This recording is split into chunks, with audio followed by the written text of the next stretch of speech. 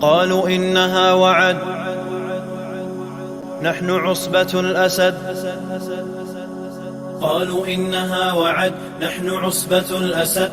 فأتاهم زحفنا زائلون للأبد ثم نادوا حسمت إنها قد. حي على الصلاة.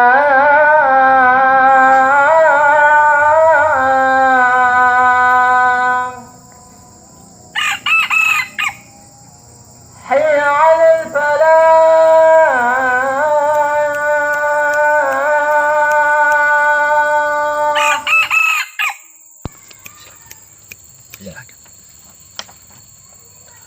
Bismillahirrahmanirrahim.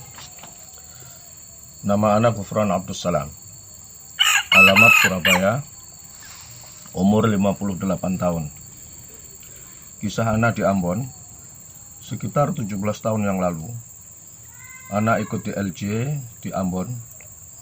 Anak di Ambon menjadi ustadz yang ma'ruf dipanggil dengan Ustadz Gufron.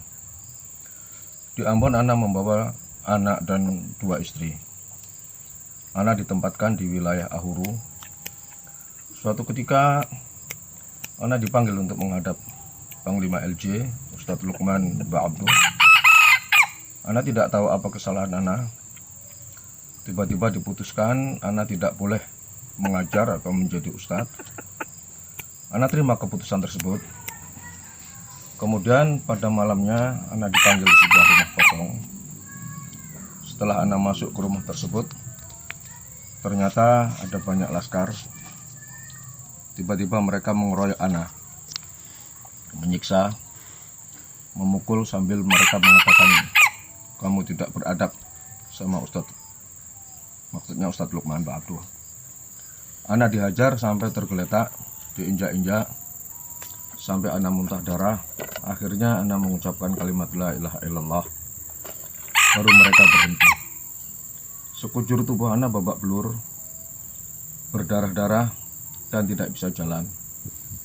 Semua akibat kekejaman dan kebengisan mereka.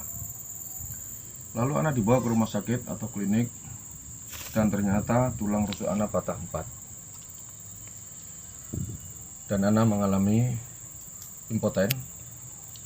Ketika anak di klinik, Ustadz Lukman Ba'abdu menengok anak dan hanya melihat di pintu sambil menampakkan wajah yang puas melihat anak terkapar dan mengucapkan kata-kata, "Kapokmu kapan?" Ya, ini bahasa Jawa. Artinya, sadarmu kapan? Tobatmu kapan? Begitulah kejam dan bengisnya Ustadz Lukman terhadap anggotanya, yang anak tidak tahu apa kesalahan anak. Tidak pernah dinasihati, diperingatkan. Demi Allah, demi Allah, demi Allah, anak tidak tahu apa kesalahan anak. Maka anak langsung disiksa. Akhirnya setelah anak dirawat kurang lebih 1 bulan di Ambon, anak pulang dengan menjual kitab Ma'rifatus Sunan wal Athar karya Imam Al-Baihaqi. Dan ada ikhwan yang bernama Abu Isa Ibrahim yang mau memberi uang saku untuk kepulangan anak. Hal tersebut dilarang oleh Ustadz Lukman. Benar-benar kejam dan bengis seperti Khawarij.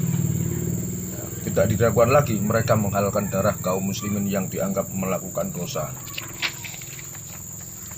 Sampai detik ini Ustadz Lukman tidak pernah merasa bersalah. Terbukti tidak pernah meminta maaf kepada anak, tidak mengganti rugi kepada anak. Bahkan anak ditahdir sepulang dari Ambon. Ikhwan-ikhwan tidak berani mendekati anak, apalagi membantu anak, kecuali hanya 1-2 orang saja. Itu pun dengan sembunyi-sembunyi. Suatu ketika sopirnya Ustadz Lukman melihat anak jarak dekat. Dia tidak menyapa, tidak menegur anak, padahal sopir tersebut dulu kenal baik dengan anak. Anak dulu memiliki 2 istri. Salah satunya meminta khulu. Akhirnya anak kabulkan karena anak impoten, serta badan anak lemah, dan kekuatan libido anak sekarang ini tidak sampai 1/4 dari semula sebelum disiksa oleh eksekutor LJ. Anak hampir setiap hari minum obat nyeri karena 4 tulang rusuk anak yang patah sejak disiksa di Ambon sampai dengan sekarang tidak dioperasi. Karena anak tidak memiliki biaya. Ada cerita yang terlewatkan. Ketika Ana ingin pulang dari Ambon ke Surabaya, dua istri Ana tidak boleh Ana bawa pulang ke Surabaya atas larangan Ustadz Lukman. Jadi Ana pulang dari Ambon dalam keadaan sakit dengan sendirian.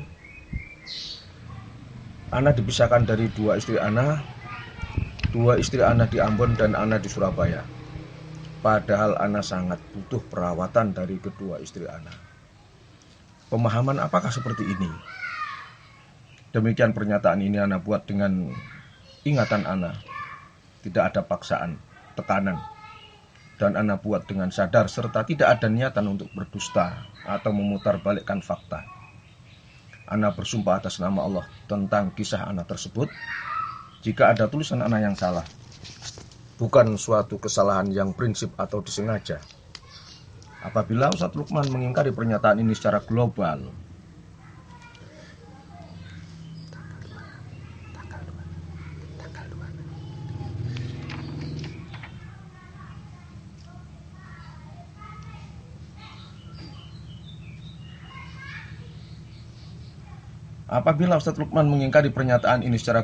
Ana siap untuk mubahalah di satu tempat yang dihadiri oleh salafiyin dan kaum muslimin. Semoga musibah ini menjadi penghapus dosa-dosa Ana. Sudah ada 2 orang eksekutor yang meminta maaf kepada Ana dan Ana maafkan. Ana masih terbuka untuk memaafkan eksekutor yang lain bila meminta maaf kepada Ana. Karena mereka hanya diperintah saja. Adapun jika Ustadz Lukman meminta maaf kepada Ana, maka ada syarat-syarat khusus untuknya. Surabaya, tanggal 26 Rabiul Awal tahun 1439 Hijriah.